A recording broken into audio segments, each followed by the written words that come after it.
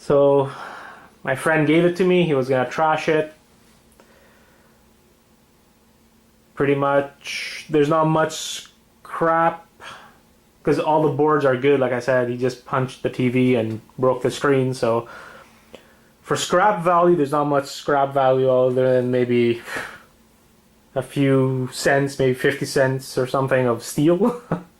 There's that nice board I showed you on the plasma screen, which is pretty much full of gold for people who like to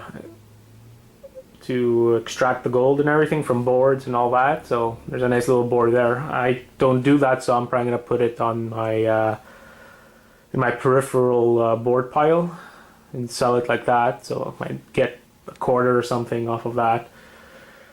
And the parts alone, there should be at almost $200, $150 to $200 in parts. So that's pretty much great news for something that my friend was about to trash. So I couldn't find any information using the model number, but once I opened it, the dollar signs popped out. So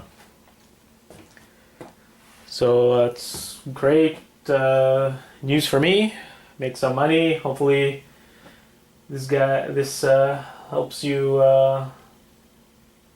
make some money too by opening up these newer TVs, plasmas, LCDs, LED TVs. Just look at the part numbers. Every board has a part number.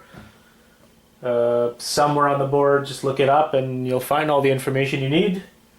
So there's no real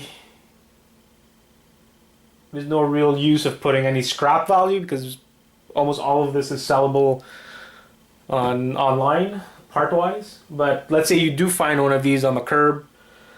Obviously, you could test it, but who knows if there's water damage or anything like that. So then you'd scrap it for scrap value. At least that's what I would do.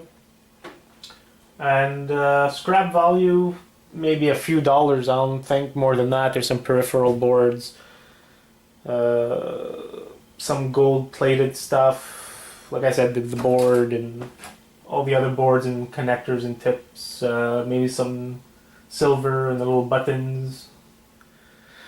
And that's pretty much it. So hopefully this video is going to help you guys out in regards to these types of TVs.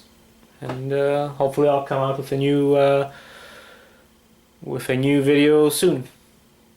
If you guys want to leave any comments, that would be great. Share information, that's even better. Everyone learns from it. If you guys have any ideas on how to fix this, the screen without actually paying $200 for a replacement, that would be extremely useful, and I'm sure extremely useful to a lot of people.